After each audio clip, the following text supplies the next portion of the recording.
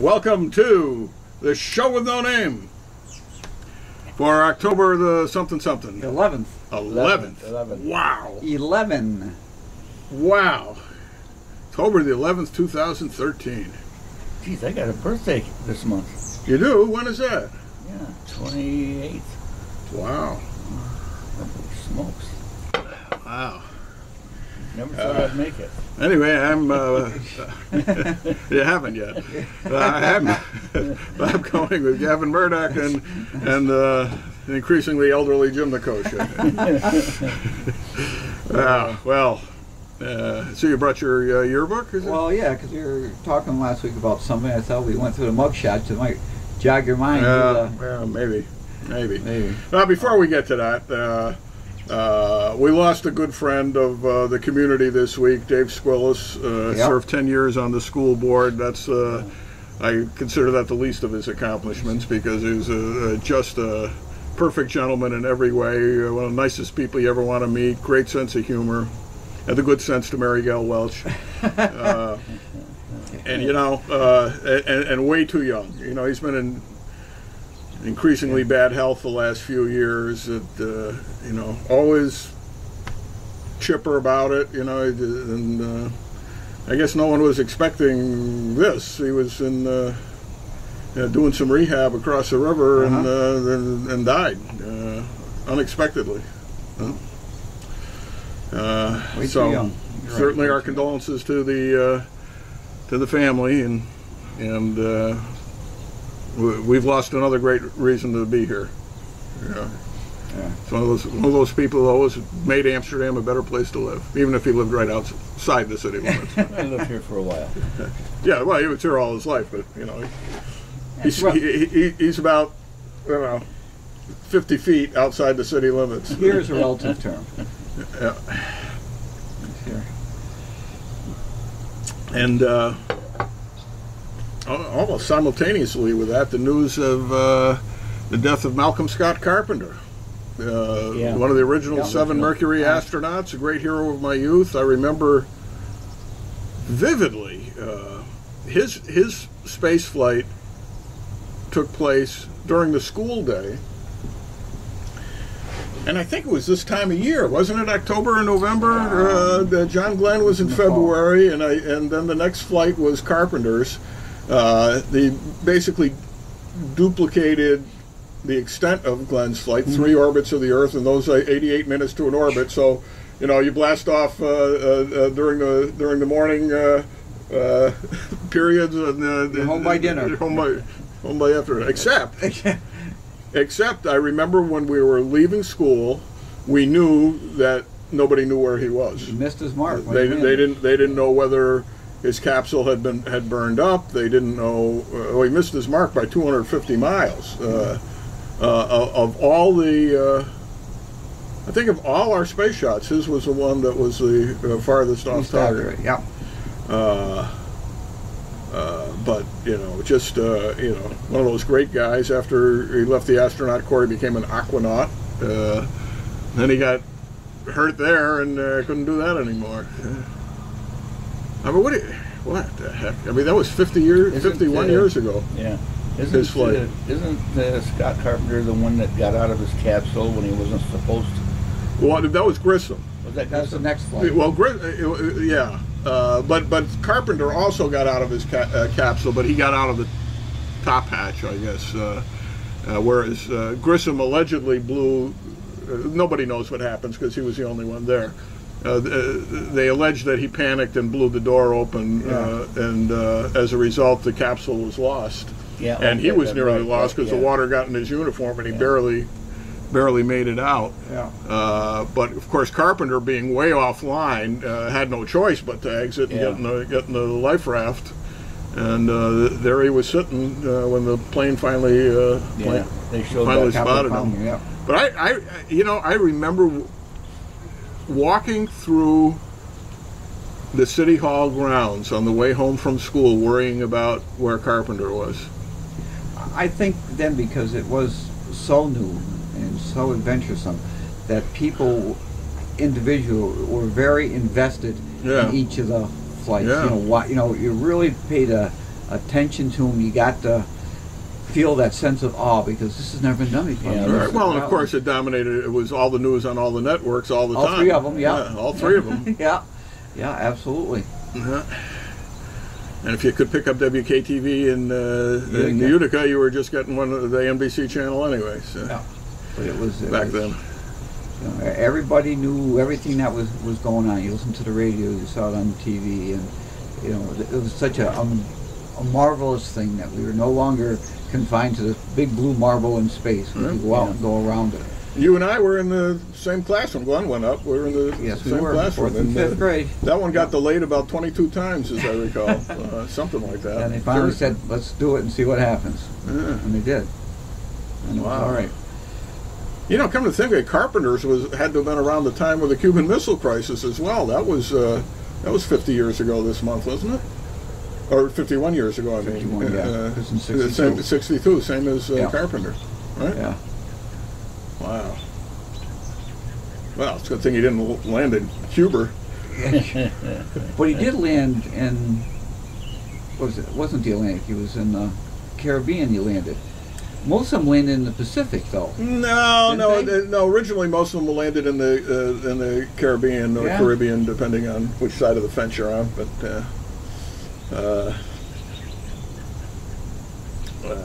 then the later ones were in the Pacific. I think they wanted to keep it close to home originally, so you could just pick them up and bring them back to Cape Canaveral, like you say, be home for dinner. Yeah.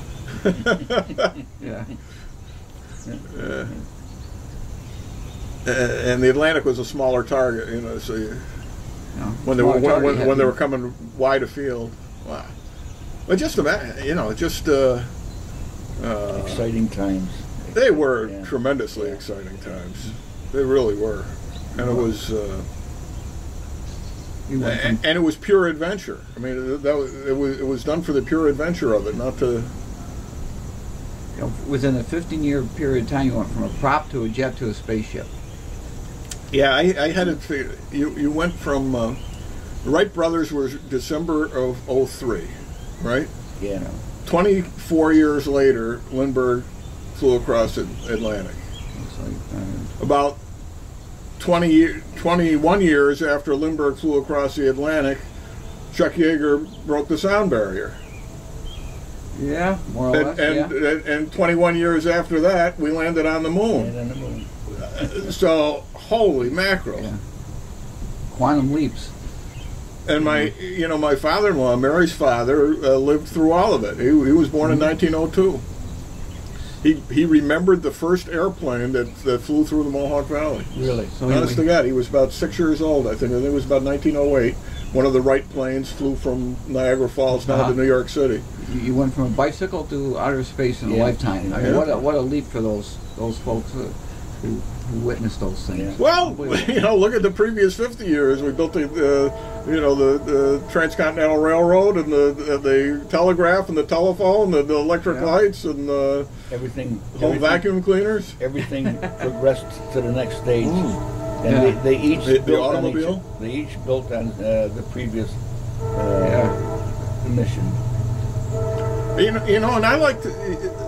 There was a show, I think it was on PBS some years ago, that tried to show how one advance over the hundreds of years led to the next thing accidentally. You know, connections. The connections were there, but they were not foreseeable. You know, in other words, somebody invents this. Yeah. And then what happens because of that? What happens because of that? And one of the ones I like to think happened the way I'm going to tell it is the whale oil crisis. We used to light our homes at night with whale oil. There were so many whales that those Nantucket whalers would go out, bring all this whale oil home, and there was enough of it that they could light the homes of America. Well, after a while, as you can imagine, you know, the whales weren't propagating as fast as they were getting harvested because more and more people could afford whale oil, and more and more people wanted it. As a result of the whale oil crisis, petroleum distillates became financially practical because the price of whale oil went up, the relative price of crude oil distillates like kerosene and ultimately gasoline became well, they were producing it from coal. Became plausible. Then, of course, there's the oil boom. The price goes way down, and everybody forgets about the whales. You know, until the 70s when they, when we had to save them.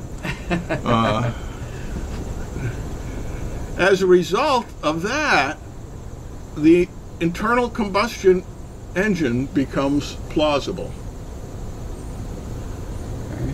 Okay? And the internal combustion engine leads not only to the automobile, but to, they already had automobiles with steam engines, but the internal combustion engine was lighter and more practical. And that also made human flight possible. Because without the internal combustion engine, they could not have built the Wright Flyer. Pretty remarkable thing. I mean, can you imagine putting a big steam engine on the Wright Flyer? Nah. I love that story. You know, the government is spending all this money on the Langley's plane and trying to get that to work.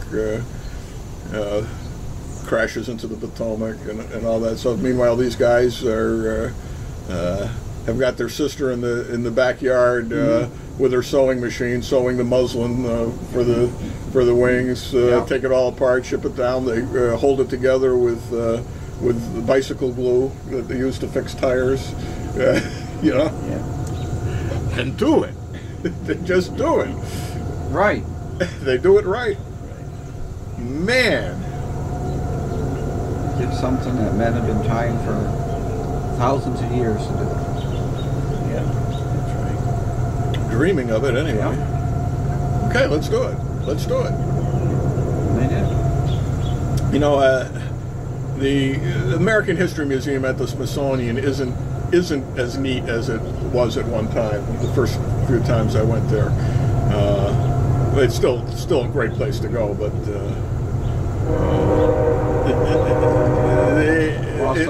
it's more politically correct now. There's fewer exhibits. They're farther apart. You know, all this stuff. Whereas before, you used to get everything. But one room I hope it's still there, is the room with the locomotives in it.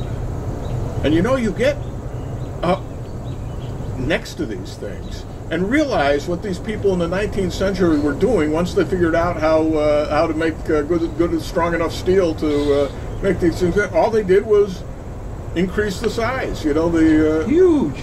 They just got. You know, once they got the basic idea of the engine, which the Greeks bigger, which the Greeks had in 400 BC, then just increase the scale of it, and why not? You know, why not? Bigger is better. And the next thing you know, we can get across country in 2 days. Phenomenal. And Lincoln was working on this while he was fighting the Civil War. Yeah, Transcontinental Railroad. Yeah. Yep. Man. You know, it's amazing what they can do. Matter of fact, the first undersea telegraph connecting the United States with Europe was during the Lincoln administration. It didn't last long. It broke very quickly, but the first message was between Queen Victoria and Abraham Lincoln. I think it broke twice. I think. Yeah, and then it was a while. When do you think the first undersea telephone cable was laid? The telegraph was in the 1860s. Yeah, probably 1890. Jim? I have no idea. These trick questions. It was probably early 1900s. Yeah, it's 1957. Who? 1957. Before that, they just used radio for international telephone calls. Really? Yeah. Yeah. They figured out they didn't like the cable, huh? Now you don't have to use that. Now you can go any place in the world in 20 seconds or less. As fast as you can type it. I don't even understand how it's possible. I understand the geosynchronous satellite thing. How do you get to the satellite? Well, there's a way. Well, But I don't think that's what they're doing with the internet now, because it's too fast. There's no longer the delay. if I'm calling my mother-in-law in Russia, boom, I push a thing and it's simultaneous. There. Yeah. Right. It's not, how are you today, Mother? Hello, Gavin. It's none of that anymore, so it can't be jumping up and back. It's got to be coming faster somehow, cable-wise. I don't know. I don't know. I don't know. Or just the cells. I don't know. How they got the cells connected between here and there. I don't know. I got to check with David, my son. I'll see what's going on. But Jamie, Jamie was FaceTiming with us from Sweden and Iceland, like we were in the room with him. Yeah. It costs nothing. As long as you got a Wi-Fi connection, it costs nothing. That's the best part. Skype. Yeah. He's on his way to Vancouver. Today he's in Montana, on his way to Vancouver, British Columbia. Once he crosses the border, if he wants to use his Verizon cell phone,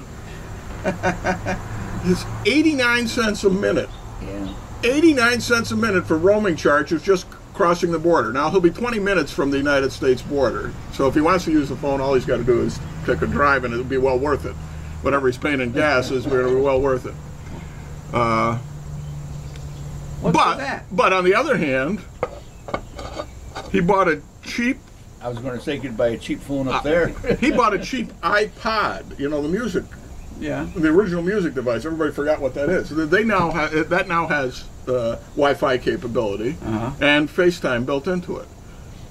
So he can use that, and anywhere he's got a Wi-Fi connection. And you're good to go. And plus you can make phone calls with Skype a lot cheaper and things like that. So the telephone will be virtually useless, but he has unlimited text. He can text unlimited with his Verizon phone, but he can't. He can't talk. Can't talk. 89 cents a minute. Now that's just bureaucracy at work. There's no other explanation for it. It's not the technology. It's the bureaucracy. Some law or something, Now, if you use the Obama phone, you get money back from the government. You get money back from the government. Okay. And you don't have. There's no qualifications for it. No criteria. Well, there is, but they don't pay any attention to it. They had the woman on one of the news channels who went and got 3 of them, had no problem, and she told them, but I make $70,000 a year. Here, just don't worry about it. Don't worry about it. Just vote Democratic. How do they get the Obama phone? You apply for it. It's a welfare thing. No, but where do you apply for it? Oh, right over the phone. You just 1-800-GIVE-ME. No big shakes. It's a remarkable thing. Yeah. Remarkable thing. Yeah. Speaking of remarkable, did you read the letter the other day in the paper about our about Michael? Well, thank you. I was going to bring that up next. And number one, I don't know if this person exists because I've never heard of him. Because it has the exact. It's almost word for word. From something Roberto Millan wrote a couple of years ago, using one of his pseudonyms. He had numerous ones.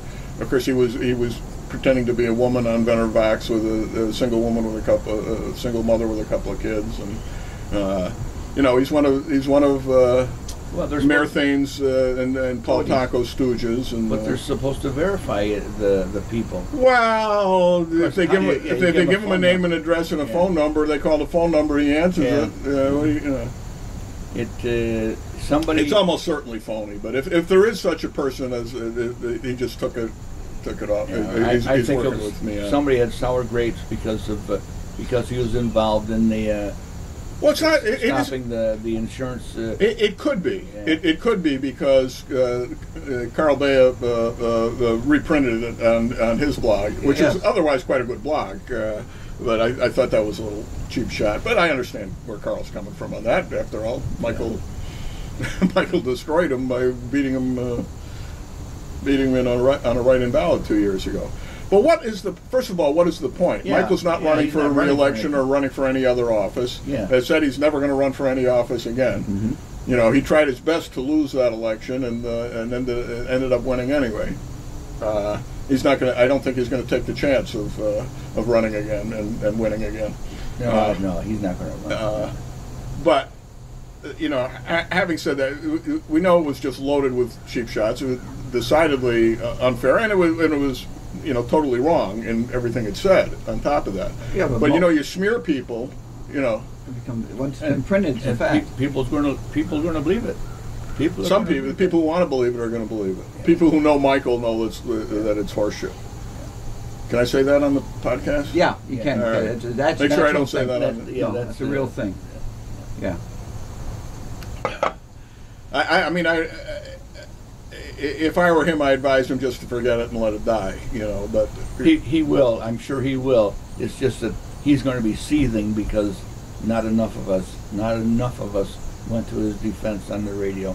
I tried to get on today, but well, I certainly will do that if he wants me to do that, because and I've done it before, and I'd do it again, and I do it a million times for Michael. Oh yes.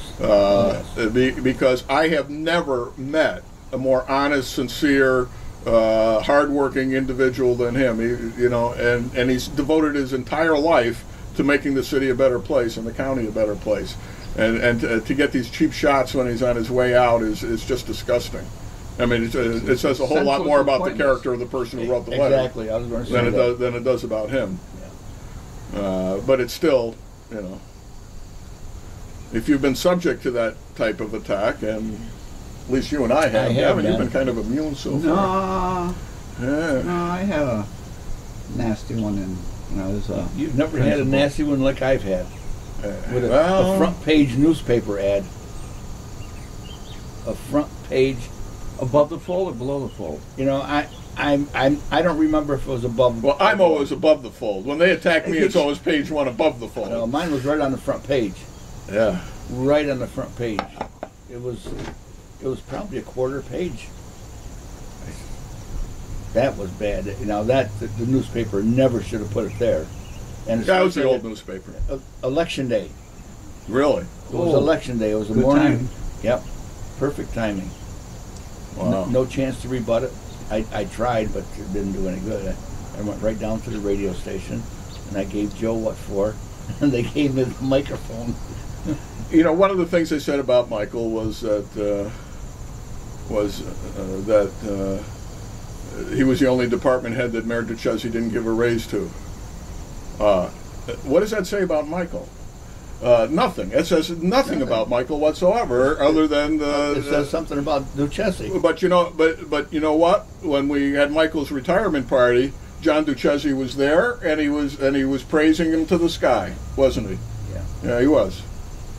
Yeah. All the former mayors were there. All the ones who fought with him tooth and nail while he was there, and they all fought with him. They all fought with him, and they all respected him, and came to his retirement party because he stood up for what he thought was right. That's right. That's right. And you don't have to agree. And wasn't afraid to what's the proper phrase? Well, he was preaching truth to power, I guess, right? He wasn't afraid to preach truth to power. And he could have cared less if they fired him. How many he got fired from 8 or 4 times, 5 times? You know. Yeah. And each time, Ada was the worse for it. Well, so that's and of course you're responsible for most of his troubles at City Hall during the Thane administration, because Jim would like show up and talk to Michael in his office, and the mayor got so paranoid about this. That's when she took the door, the exactly. Put the glass in the door so you could see. She ordered an antique door that was probably worth $1,000. That they ordered the custodian to cut a hole in it so she could put in a window so she could see who he was talking to. She sent a note to him. I'm sitting there talking. She sent a note to him I forgot who brought it over to him, to tell me to leave his office. Right, you were not allowed in there. Right, and he just forget about it. They're talking about me. They're talking about me. Oh God, boy, that's paranoid. that was. And it's not only paranoid. it was such misplaced paranoia, because Michael didn't care what your party was when you were in office, didn't care whether you had stomped on him before the election. He wanted to help everybody that was in that office. It included every mayor, every controller, every alderman. They all, Michael offered his advice, his honest advice, every single time. And in between the election and Mayor Thane taking office, she spent a whole afternoon with him one day, going over everything in City Hall, going over budgets, personnel, his recommendations on appointments, and all this stuff. And there was nothing that came after that that would give her any reason to believe that he would be anything but helpful on anything she asked him to do. Well, boy, and I offered my help as well. You know, I realized she didn't. I had no chance of being corporation counsel, but I was on friendly terms with Ann before she was elected. I helped her get money for the Walter Elwood Museum from the city when she was a director down there. I met with her for coffee after she won the election to go over what was going on in City Hall, in my opinion, and what to do and what not to do. Yeah. And she took absolutely none of your opinion. None of it all. None of it all. Yeah, but I will give her credit at that stage of listening to everybody. She did. But what happened afterwards? She started listening to the wrong people. I don't know who she was listening to at that point. Whether she was only listening to Jerry. I got along with Jerry too. I mean, he'd call me for advice, and I'd give it to him quietly. And I was exchanging emails with the mayor, quietly offering her advice on this and that, and watch out for this and watch out for that. Here's something you should know. There's this file hidden behind the credenza in your office, so you should take a look at. I'm serious. There was stuff like that. Yeah. And I was sure she appreciated it. But once she turned on Michael, there was no way that was going to continue. And what she did, I mean, she leaks to the press that she's got the state police investigating Michael. When it was total nonsense from beginning to end. He did not want his old computer that had proprietary software on it that would allow someone, if they used it, to go in and change the assessment rolls. To fall into anybody's hands but the assessor, who was the only person authorized to make those changes. All right, that's what the whole thing was about. And the administration demanded that he turn that computer over to them. And if Michael was a little paranoid about that, he had every reason to be. It was an otherwise antiquated and useless piece of machinery, way too slow for modern usage, and he had a new one. So he didn't need it. It didn't need it anymore. But he wasn't going to turn that software over. And then, we think he might have taken a hard drive out of it. Really? Was there any proof of that? No, there was none whatsoever. State police closed their case, thought that the whole thing was nuts. Yeah. And it was. But you didn't hear too much about it. And did he resign under pressure? No. He retired because he was well past the age he could have retired. And he and I said to him, I said, Michael, let's go down to Albany and see what we'll get. We went down together, and when we found out what we would get for retiring, we both signed up on the spot, and that was it. Because it was useless to put up with that kind of tension day in and day out, essentially for nothing. Yeah, that's right. You're working for 2 or 3 cents an hour. That's not a good deal. When you get right down to it. Yeah.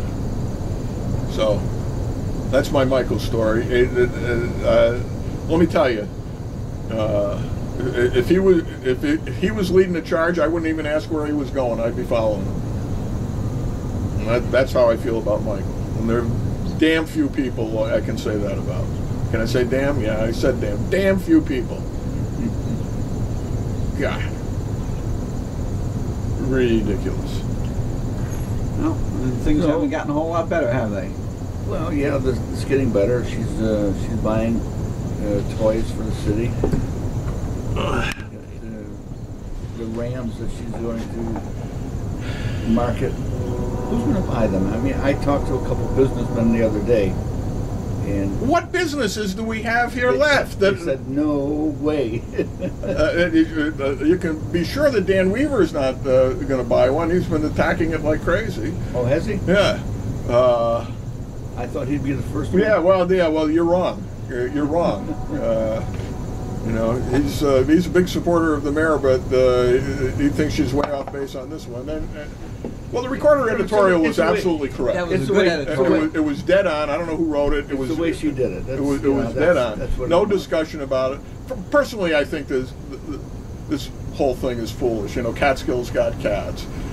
Troy's got Uncle Sam's. Saratoga's got horses, which I can at least understand. We should have dams. That's right. That's right. The hamster. What kind of dams? Hamster. Right. Or pot. Can't be pot dam. You know, I somebody came up with the idea of having having a hamster fest in the mall or something. Let hamster lovers gather a worldwide hamster convention, and we can rename the city Hamsterdam for the day.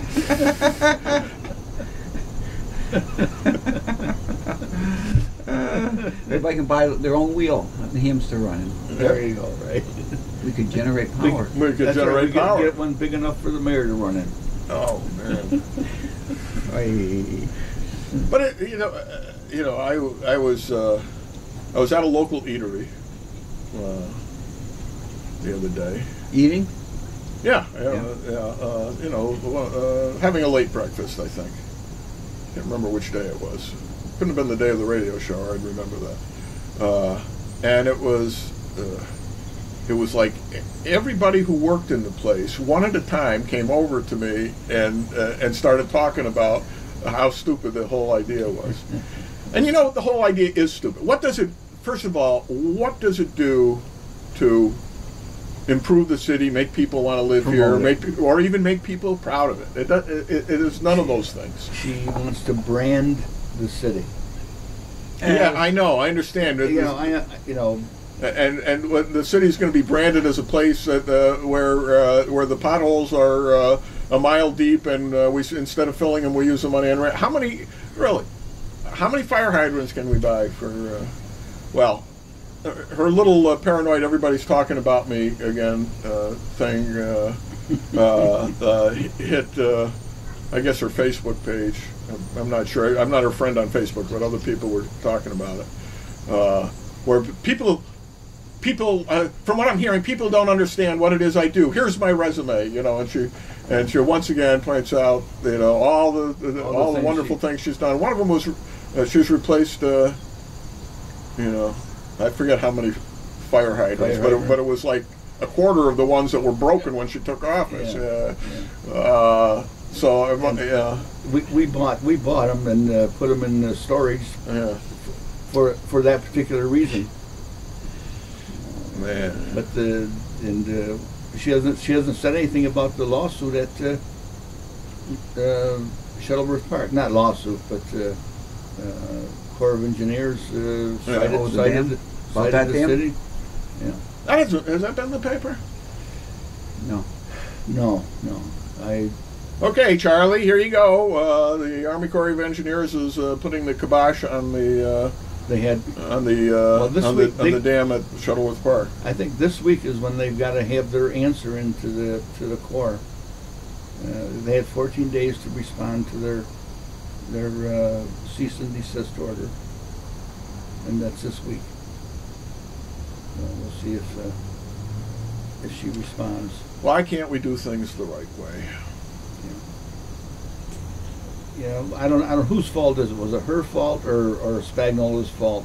Well, I don't think it can. How can it be Spagnola's fault? Well, he's no engineer. No, but he's the recreation department. I know. But they're the one. He's the one that wants to put the. Yeah, there's nothing wrong with wanting to put it there. I think it's a wonderful idea. It's replacing the dam that was already there and providing additional recreation for the community.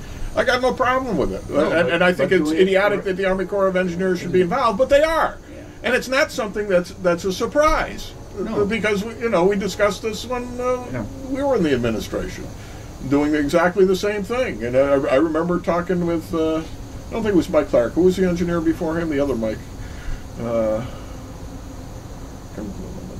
See, he was there for years. Our friend. Anyway, how soon we forget? Yeah. How soon we forget. I would have forgot the before this one if the Tom Hanks movie wasn't coming out because they're the same name. Captain Phillips. So you know, speaking of movies, I think you were telling us off mic the other day about Gravity. About Gravity.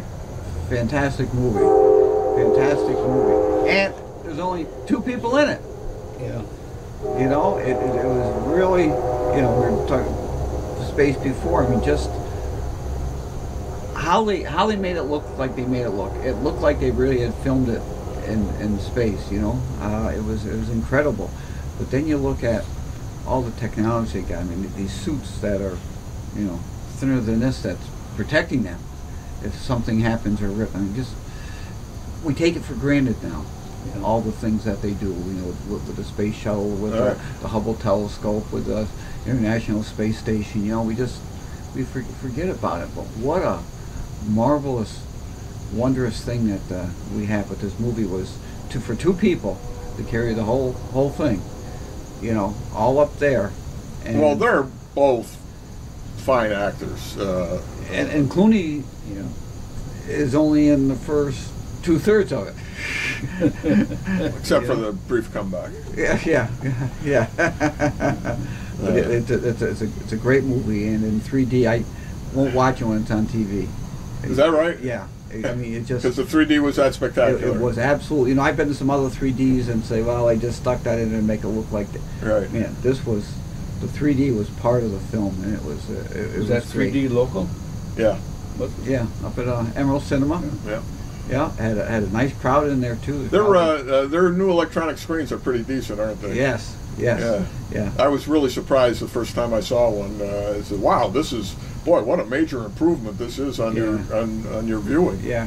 But there's probably 40 people were there, and that's the biggest crowd I think I've ever seen in a particular theater in that place. It was everybody oohed and ahhed at the same time, so you know how good it was. Yeah.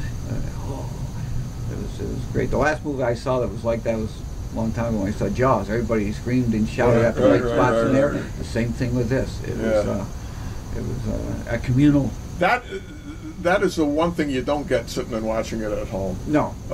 I remember when I was courting my wife, I went down to see her at Oneonta. It was probably around Halloween time because they were showing Psycho in the assembly hall there someplace. It was like big ballroom. And we're all on folding chairs and stuff like that. Now, every single person who is watching this movie has probably seen it a dozen times, okay? And they've certainly all seen it before. And it was the first time I ever saw it with an audience, and the rippling anticipation, the screams, it was just a fantastic experience. Whereas, let's see, I saw one of those Austin Powers movies some years ago, all of which are pretty funny, but it's loaded with bathroom humor much lower than the Mel Brooks level of Blazing Saddles. Okay, and when you're watching this as an adult with a theater packed with teenagers, they're all rolling in the aisles over really stupid stuff. And at one point there was a really snappy piece of dialogue that struck my funny bone, and I'm laughing out loud, and I realize I'm the only person in the theater laughing at this terrific joke because none of them got it.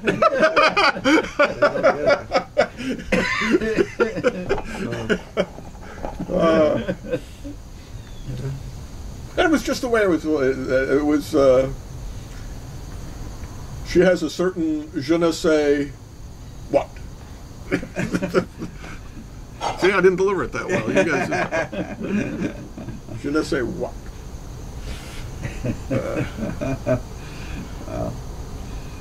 It's like Lou Grant saying, "We're going to eat at sans souci." That's French for without souci. Oh well. Okay, so we attacked Michael. No, we didn't attack Michael. We unattacked Michael. What time we got here? 10 of. Okay. Oh, lots of time. We started late, right? Next weekend's going to be a big going on in the city. We've got the homecoming. Yeah. And there's a whole lot of things attached to homecoming this year. They've got the pep rally Friday at school, which they always have, which runs 1 to 2:15, and then they got the home soccer games for homecoming Friday, and then Saturday they got all sorts of things going on up at the Four Diamonds in conjunction. I'll be with there, the parade. selling my books. And they're going to have an additional 150 band members out there. Going to be 300 on the field. That'll be terrific. That'll be terrific.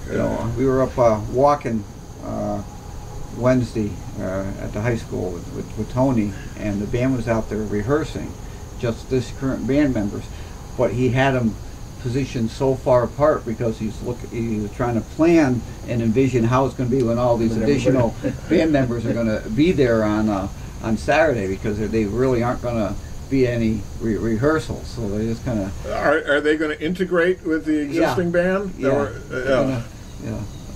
Mix in.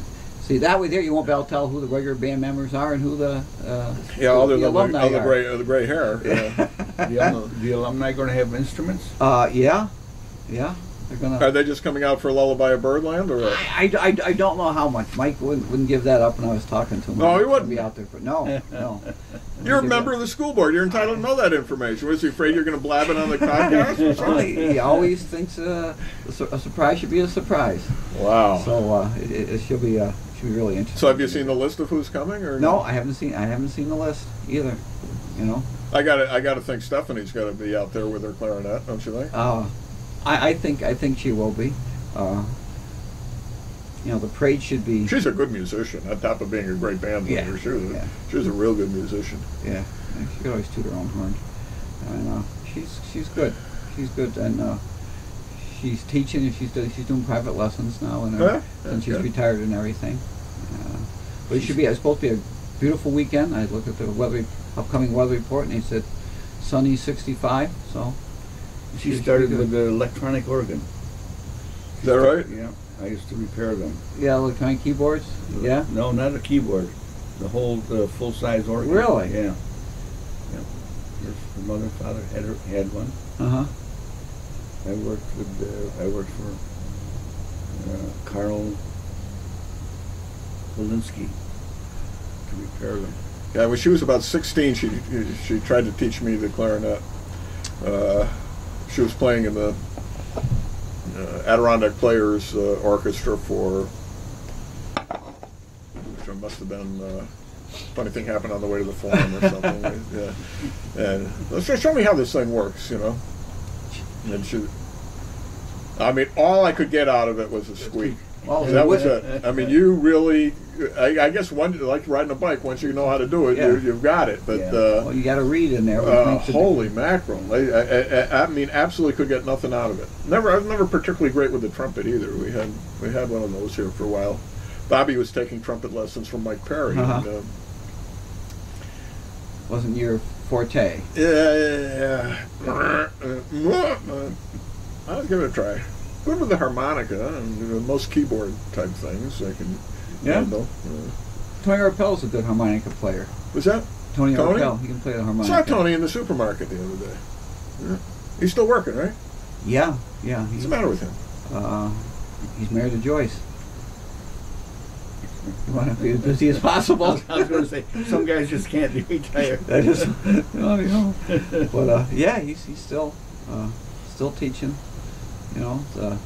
My only disappointment will be that my son won't have him as a biology teacher, because Misha's taking biology in 8th grade, so he'll. Oh, so we can't have him. He'll miss Mr. Rappel, but taking biology in 8th grade. Wow. Biology and algebra. They're taking the advanced math class down there. We took general science in 8th grade, but then they did away with that. Then there is no general science anymore. Well, because what we did, we took the general science in 8th grade, which meant when we went to 9th grade, for our class, you took Latin and French. Exactly, same with me. What did that do? I remember Father Coutinho saying to me, "You like science?" I said, "Yeah, I do. I really do." He says, flunked the general science exam. Because those of you who are adept at science get into 9th grade and there's no science whatsoever. You don't even get to take a science class. You got to take 2 languages. Yeah, 2 languages instead. I don't want to, Oh, that lasted 1 year for me. Yeah. French. Bonjour, monsieur. Où est la bibliothèque, si tu dois, tu dois tout de suite. Oui, il faut que je cherche un livre. Love it. Once you got past that, you pass another test. Où sont les romans? Là-bas. Well, I don't know if you saw it. It was on one of the Amsterdam Facebook pages. There was a spam message in French. Yes. And so Tim Kelly and I got into a little dialogue with it. I said, yes, but où est la bibliothèque? And he answers là-bas, which is not an incorrect answer, but it's in the wrong place in the dialogue. It's the same dialogue because at first he says where is the library? It's to your right, but then it's where are the novels? Yeah. Over there, là-bas. So it works either way. Nobody knows. Où sont les romans? Yes, I'm going to get a notebook. Why would you go to get a notebook at the library? I'm not going to any French library if that's what they do. My cousin Kevin McKern. This is a great story. He was on a ski trip in Quebec. His car breaks down a couple miles outside a village, and he really needs to look something up to find the. Well, it doesn't matter what he needed to do because when he walks into the village, the only thing he knew how to say is, "Where is the library?" Well, the bibliothèque. I figured once he got to the library, there'd be somebody who understood English.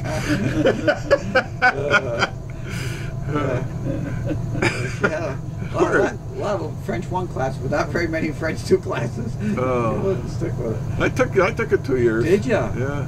You're better man. Well, I don't know why. I did have. There must have been another hole in the schedule that I would take 2 years of it, but no more. Of course, freshman year I had a decent teacher, Sister Elizabeth Michael at St. Mary's, but holy moly, the French teachers our first year at Scully were one chapter ahead of us. One was she seemed like she was 90 at the time. She wasn't, although she lived to be 97. And then there was Sister Roseanne, who was strange. That's who I had in French 1. Yeah. So I had her for French too, and I got a million stories about that. But she was just. And it's funny because she was like that. Gertie Joe was like that, but different. Completely different. Yes, you're right. They're about the same size. They kind of looked similar.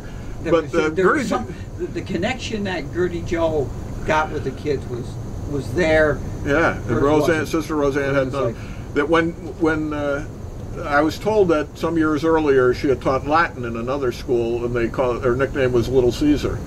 And we called her behind her back the Wizard because she was always sending us to do impossible tasks. She had some kind of we used to have these French labs on top of everything else, and we would have to sit and listen to these French dialogues on tape, and it was like an immersion thing because we had no idea what they were talking about. We just come and listen to these people speaking in French. Yeah. And I didn't pick up a thing. Not a thing. Except you didn't like it. Except that I didn't like it. I never took another year of French, nor was she there the following year. Yeah, I remember those big reel-to-reels. Yeah. I have no idea what they was talking about. We survived. Asseyez-vous. Sit down. Asseyez-vous. About 10? Yeah. All right. We will not discuss French class in the next hour, but I'm sure we'll discuss something something interesting that will make you keep coming back here week after week after week. And so,